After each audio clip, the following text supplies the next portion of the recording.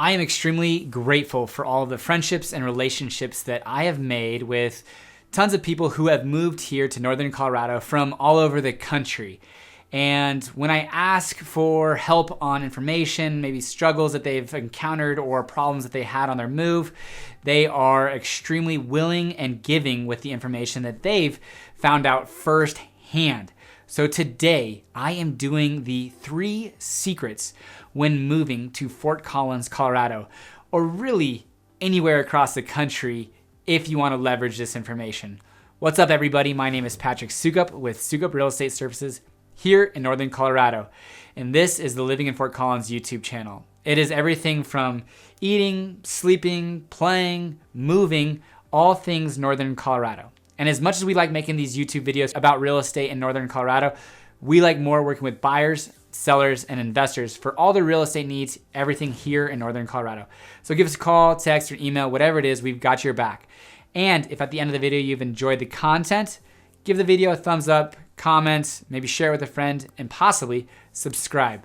All right, without any further delay, let's jump into today's secrets, the 3 top secrets. Now, there are a lot of things that my buddies helped me with, but I broke it down to the 3 best. And I've got a 4th one just as kind of a fun additional one. But you want to stay for number 3, and the additional one at the end is just kind of fun. So, number 1, consider buying groceries and having them delivered to your house when you guys are driving into or riding into the city.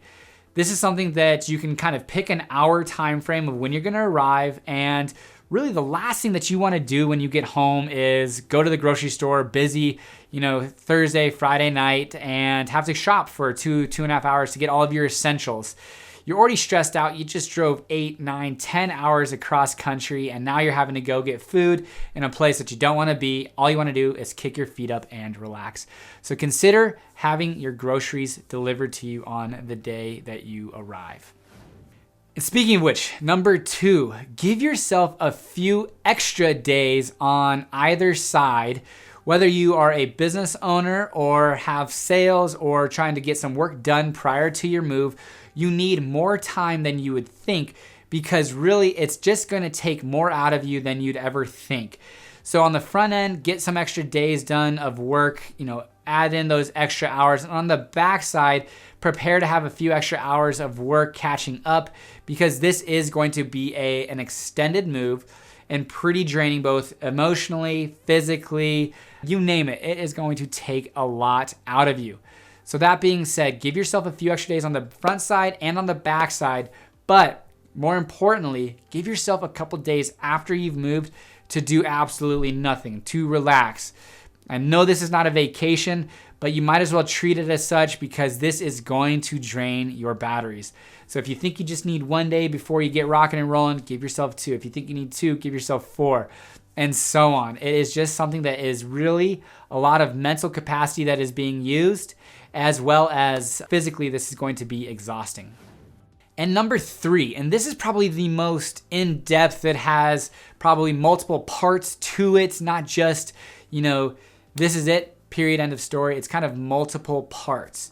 So the biggest secret, when I reached out to a buddy of mine who, from Georgia, they actually started a moving company here in Northern Colorado, and he gave me just this really great detailed explanation of ways to save money, things to watch yourself. And so here it goes. Number 3, probably the most affordable way to move across country is by hiring a one-way van, a big SUV, moving vehicle, moving truck, and having a local moving company load your stuff into the truck there. You are going to take that truck and drive it across country, and then have a local moving company in the new home, new area, Fort Collins, Northern Colorado, Loveland, Windsor, wherever, unload it there. Now, this is going to be your most economical way of moving. There was quotes of using a U-Haul moving van, and it was $2,500 to go from Boston to Fort Collins. And then from there, you're hiring labor, purely labor on both ends. And so it could really potentially save you significant amount of money, which, part 2 of number 3 is make sure that if you are going to get a moving company to do everything, a full service moving company, to get 3 quotes. We had clients who had $10,000 differences between different quotes. So take the time, get a local moving company and a national company to bid it out. And if you're going to use them to bid it out, make sure they have a virtual ability to take a look at the stuff that you have and really emphasize what they are going to need to pack, because this is going to be where a lot of money comes in as far as expenditures go. So definitely take the time to get 3 quotes, make sure they have a virtual moving service. And part 3 of 3, do not use a middleman moving service, Thumbtack, 101 Move, or Quote Runner. These are going to be hiring individuals who may not necessarily have the reviews, which you should absolutely be checking on before using any type of moving service, but are going to be hiring, basically people who need a little extra job, a little extra money, and who have no real liability besides coming back against Thumbtack, which is a huge labor service. So I would avoid using those middlemen type companies. So there you have it as far as part 3 of 3 is really all encompassing. The most affordable way is going to be to hire a one-way moving truck, a local moving company to load your goods up, and then a local moving company to unload your goods. Make sure to take pictures of the stuff that you are loading. The biggest risk here is liability. When you have an all-in-one moving service, they are going to take the liability of the items that you move across country. But when you have a higher local moving company there, you drive, and a local moving company there, liability gets thrown up in the air, and you really aren't going to have somebody to point the finger at besides yourself. So make sure to take pictures of the things that you are moving so that if you do have to go back against one of the 2 companies that you use, you at least have maybe a leg to stand on. But that being said, a few other kind of tidbits on this part 3 is really consider the value of the items that you're moving. One of our clients suggested that, hey, if you're moving IKEA stuff across the country and that's going to cost you $6,500 to move, consider selling some of it and maybe decreasing the van size or the load capacity and decreasing that moving cost and just buy new furniture here. Now, that being said, that same individual suggested that there's not really a great option between an American Furniture Warehouse, which is kind of in a more affordable, to IKEA, or it goes IKEA, American Furniture Warehouse, and then, kind of a Woodley's Fine Furniture and things of that nature that are much more expensive here in Northern Colorado.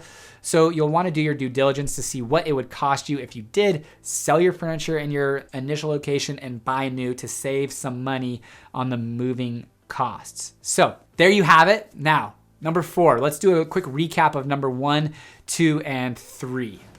Number 1 was to get your groceries delivered.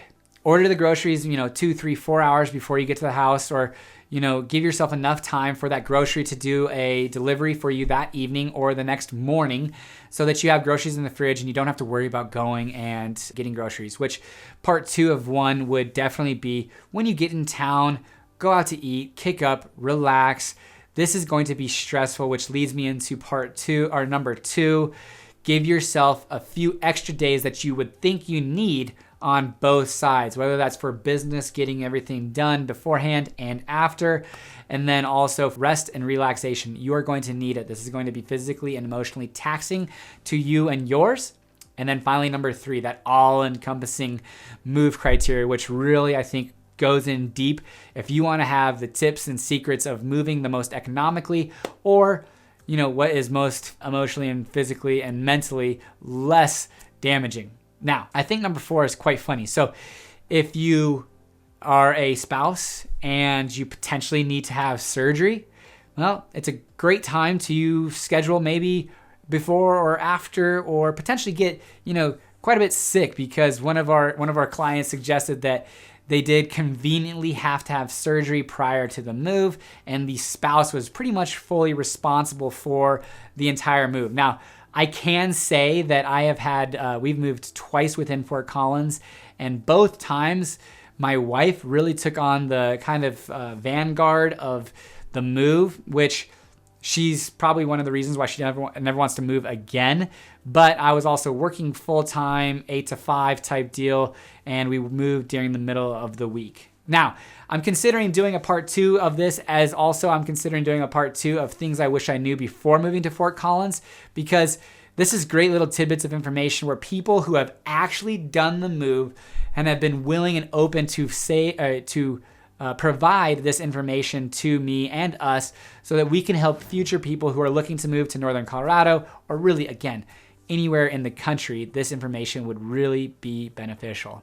So hopefully this information has helped you. Again, as always, comment below to tell me what you think are some secrets that maybe I missed, or some information that would really help you or other people if they're looking at making the move. Appreciate you guys watching. Until next time, take care.